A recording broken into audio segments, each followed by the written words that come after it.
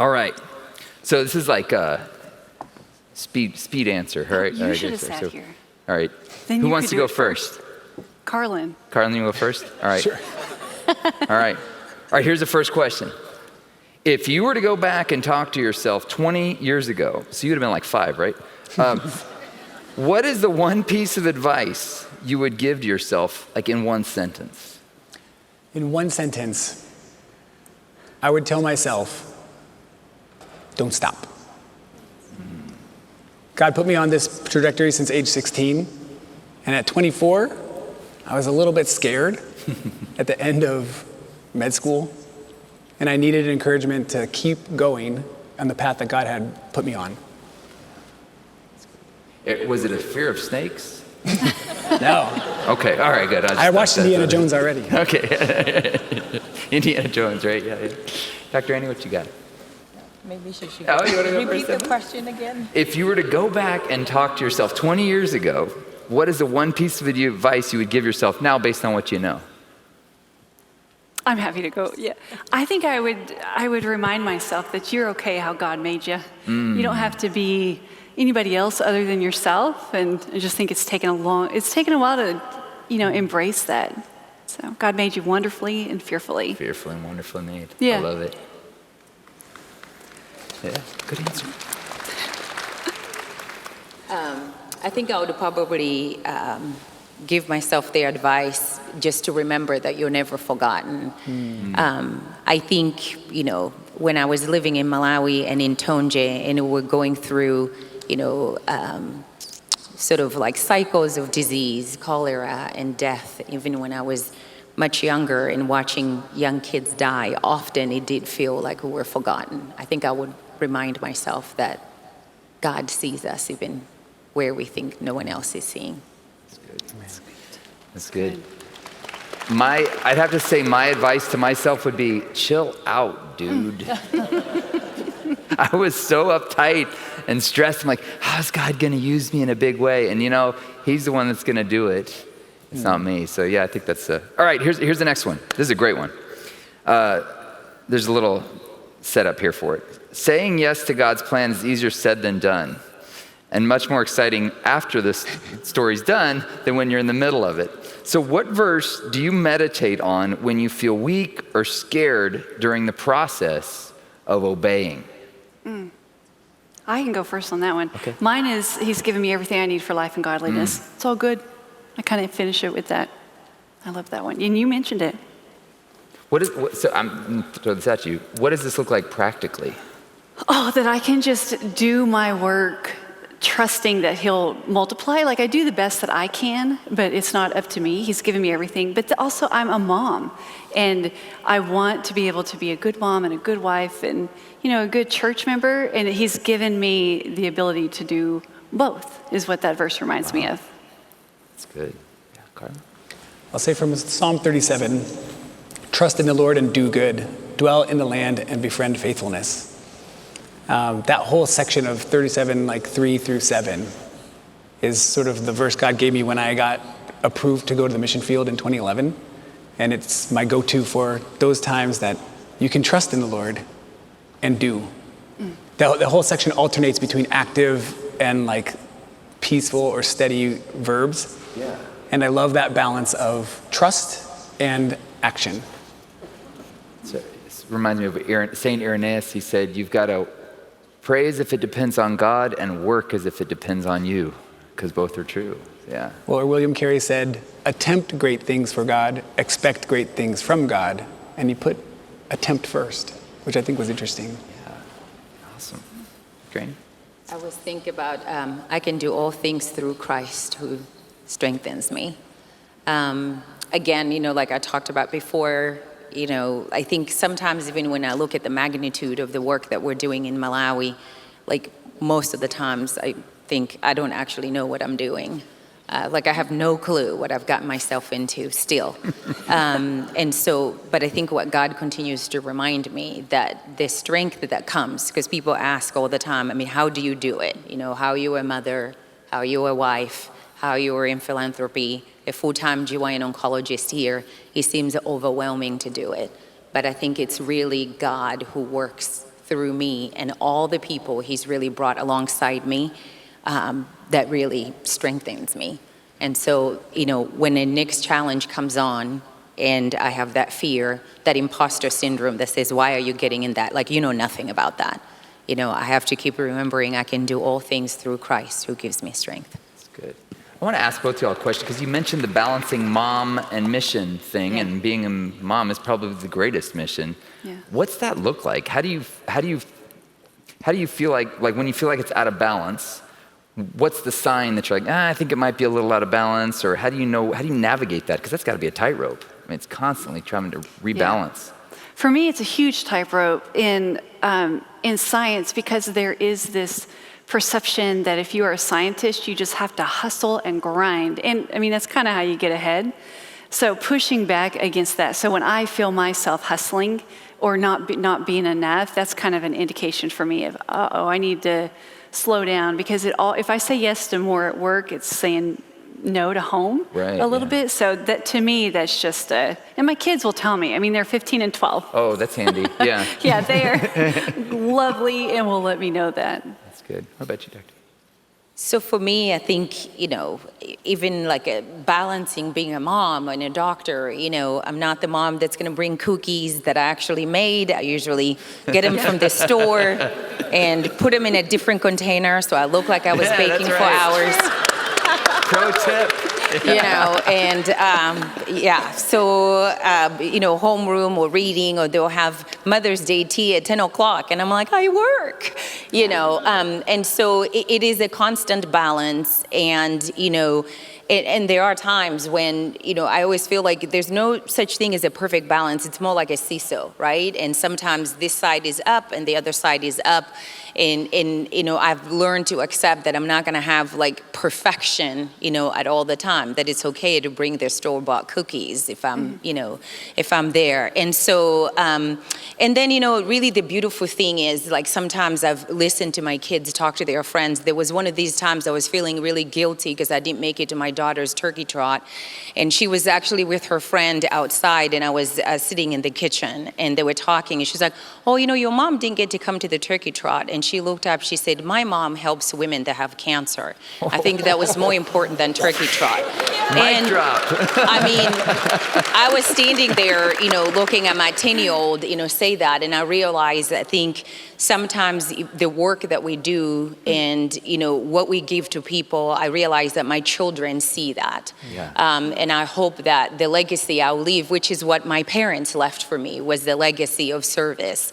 And that sometimes in service there is some sacrifice that's made, and there are times when God, moves the seesaw towards the other direction. But I think that my kids are seeing that, it's for the greater good and for a call and for a belief in that call. Yeah. And they're sort of following in that footsteps, and they're able to see that. And so that's a ministry on its own. Yeah, that's good. Talk about from a dad perspective.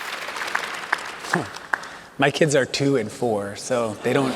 They tell me in a different way that things are out of control. They run around. I think that sort of the warning lights in my cockpit that tell me things are out of balance are, some of it are just physical health things. When I'm getting sick more frequently, when I'm tired all the time. My wife is a godly, amazing woman and a musical genius, if I didn't mention that already. So she'll give me, there's feedback that comes that way too of, hey, it seems like you're giving a lot of yourself to work, or you've been answering a lot of texts from home recently.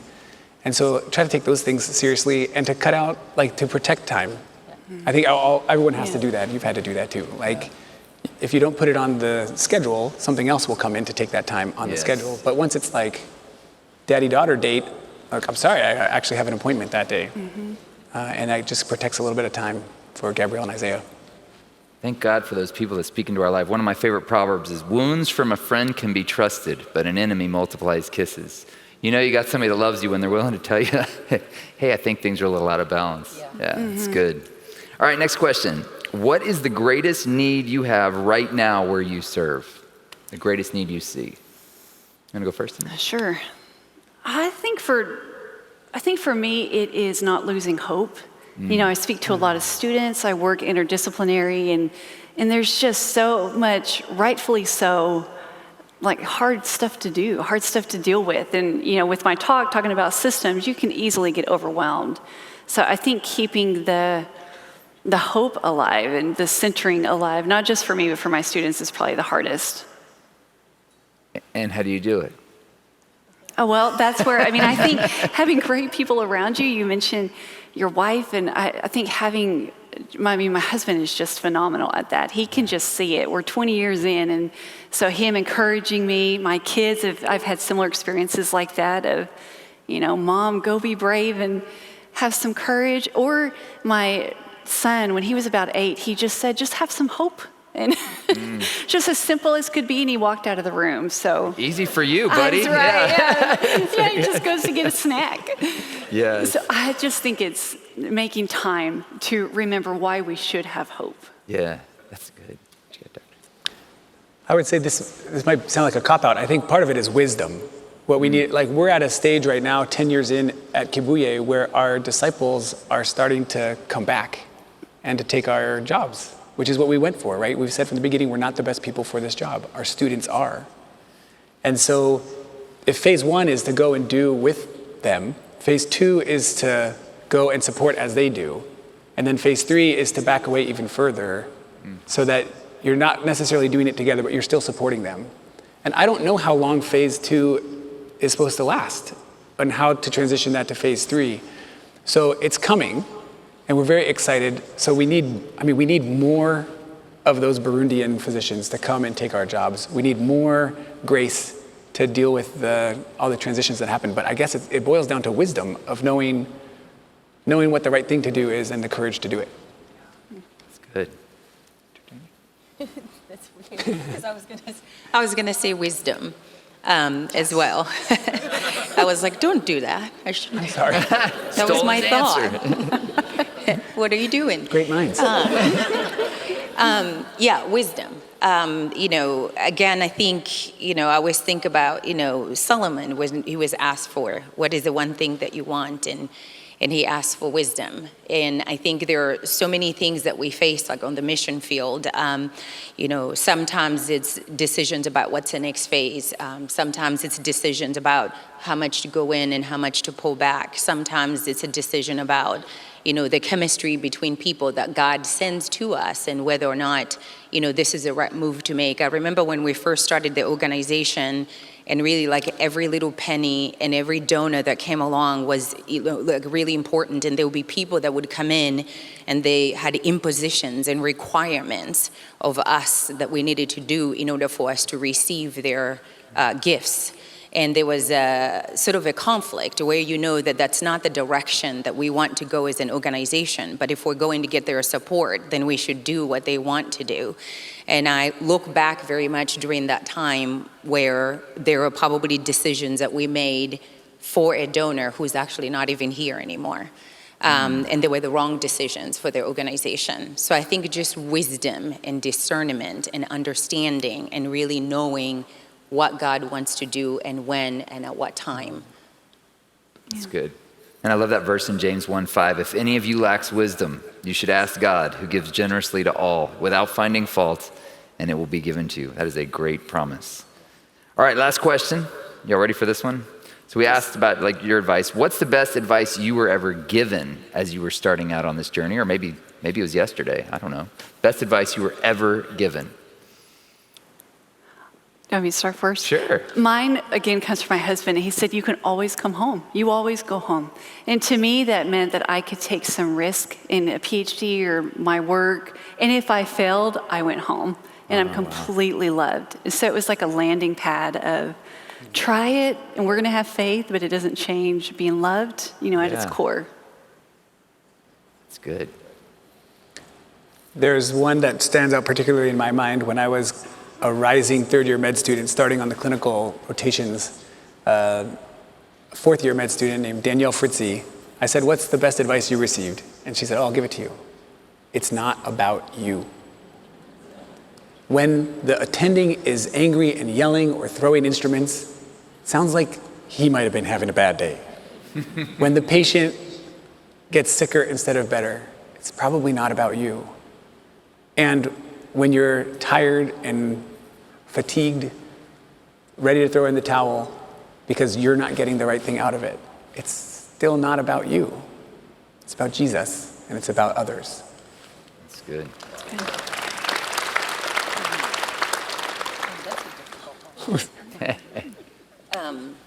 I think probably for me, again, I've probably bitten this one up. I talk often about, the imposter syndrome. And I think part of that is my humble beginnings that I've had, that sometimes I sit somewhere and I feel like I don't belong there, or how did I actually end up here? And I think just some of the advice that I'm still getting that advice. I was just talking to Dr. Paul, and he was reminding me today that there's a lioness in you. And I saw it with Joe today. She was telling me that God is using you, and you need to start believing in that. And there are more and more people coming into my life and reminding me that, that small Annie that's in there, or Annie from Tonje, that there's a lioness in there, and that there's actually a woman that God wants to use. And I need to believe in that, and I need to embrace that. That's so good.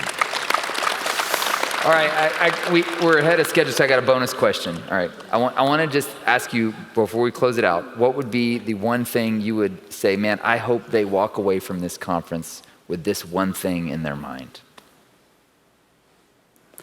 Didn't warn y'all about this one, sorry. You go first. The one thing. The one thing. One thing you want to leave people Yeah, one with. thing, like one thing you'd like them to walk out and say, man, I hope they walk out with this one thing.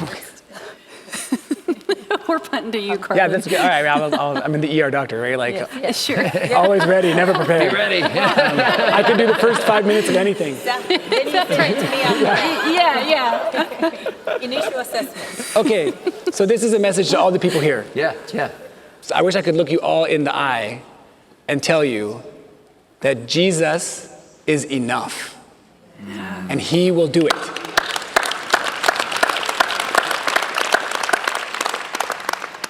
That's it. You got to leave with that message. Memorize those words. Jesus is enough. All right. What did I just say? Jesus is enough. You got it. They're already there. Yes. All right, you're patient. All right, my patient now. I would tell you that every experience that you have had in your life, every rough edge, every diagnosis you've experienced, every loss, every pain, that every single difficult thing that you've gone through in your life, even at the lowest dark moments that we've talked about before, where you feel like God is silent, those are the moments that are preparing you for this very meeting today and for the calling that God has for you. You already have everything that you need to serve him to a greater way, more than you would ever imagine for yourself. Good. That's good. Yeah. I would say to the Jesus is enough part, yes, you stole mine. That's what you get for letting me go first. So I'll just flip it a little bit. Of God being faithful. I had 10 years of just dreaming and like praying, God, please let me do something in global health. And those 10 years, I had 2 babies. Like I was just a mom. Getting some degrees. Just. It is never just right. Yeah. But it was a whole lot of thinking, I think I've missed it. Like I think I've missed my opportunity to do what I want to do. And those years, like you mentioned, are just preparation and just to trust what you're learning and the faithfulness of God during that time. You'll see that you will always see hope. Like we will always realize it. So if anything, just be encouraged on that. Just trust wherever you are and take that next step. One step in front of the other. Awesome. All right. Well, we are about to take our final break, and then we're going to come out. Listen, do not miss this last session. We have planned something super special for this last session. You're going to love it. It's going to be super fun. This is your last chance to take a spin around here and visit each of the exhibitors. If there's somebody you haven't gotten to yet, make sure you visit them. And I want to throw down a challenge, all right? I forgot to mention my favorite verse is this. If you faint in the day of adversity, your strength is small. My wife's like, that is not a very encouraging verse. But here's the way I read that. If you're still standing, you're way stronger than you think you are. That's the way I read that verse. So here's my encouragement. All right, I want you guys to do something courageous. I know it's just been long. And conferences like this, they're like drinking from a fire hydrant. Anybody try that? You're like, well, I'm overwhelmed. And I know maybe you're at this point overwhelmed. I want to encourage you to do this. don't leave here without leaving your name with at least one organization that you think, man, maybe this is the place where I'm supposed to serve, and give them your name and let them hunt you down. They'll make it easy for you, okay? They'll hunt you down. But this is your chance right now. I want to encourage you one more time around, and then we're going to see you back here. It's at 4 o'clock for our final session, and do not miss it. It's going to be really, really good, I promise, okay? So thanks a bunch, you guys. You guys are dismissed.